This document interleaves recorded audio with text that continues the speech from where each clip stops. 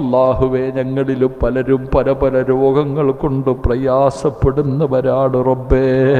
വേദന സഹിക്കാൻ കഴിയാതെ ബുദ്ധിമുട്ടുന്നവരുണ്ട് റബ്ബേ. മരുന്നില്ലാത്ത രോഗവും ചുമന്ന് നടക്കുന്നവരുണ്ട് റബ്ബേ. നീ ഷാഫിയല്ലേ അല്ലാ. നിന്റെ കയ്യിൽ എല്ലാത്തിനും മരുന്നുണ്ടല്ലോ അല്ലാ. ശിഫ നൽകണേ അല്ലാ. അറുത്തു മുറിക്കല്ലേ അല്ലാ. കണ്ണുനീര് കുടിപ്പിക്കല്ലേ അല്ലാ.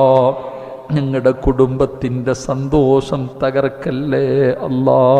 അല്ലാഹുവേ, കിടന്ന കിടപ്പിൽ കിടന്നു മലമൂത്ര വിസർജനം നടത്തേണ്ട അവസ്ഥ വരുത്തല്ലേ അല്ലാ.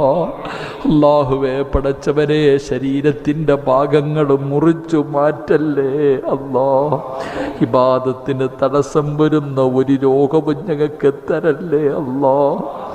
മക്കളെപ്പോലും തിരിച്ചറിയാൻ കഴിയാത്ത അവസ്ഥയിൽ കിടക്കുന്ന ഒരു ഗതി വരുത്തല്ലേ അല്ലാ. എല്ലാവരും ഞങ്ങളും മരിക്കാൻ വേണ്ടി ആഗ്രഹിക്കുന്ന അവസ്ഥ വരെ എത്തിക്കല്ലേ അല്ലാ. മറ്റുള്ളവർക്ക് ഞങ്ങളെ നീ ഒരു ബാധ്യതയാക്കല്ലേ അല്ലാ. കുത്തുവാക്കുകളും പരിഹാസങ്ങളും കേൾക്കേണ്ട അവസ്ഥ വരുത്തല്ല റഹ്മാനെ.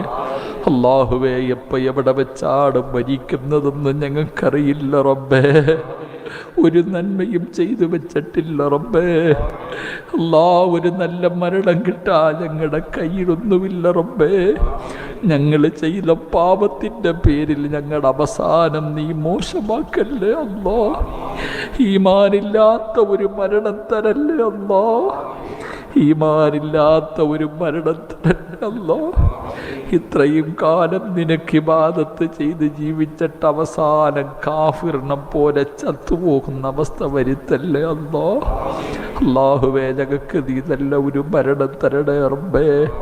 ഷഹീദിൻ്റെ കൂലി കിട്ടുന്ന മരണം തരണേ അല്ലാ. 40 പേര് നല്ലത് പറയുന്ന മരണം നൽകണേ അല്ലാ. മയ്യത്ത് കാണുന്ന ഓരോ മനുഷ്യരും ഞങ്ങളും മരിച്ചതുപോലെ മരിക്കാൻ കൊതിക്കണേ അല്ലാ.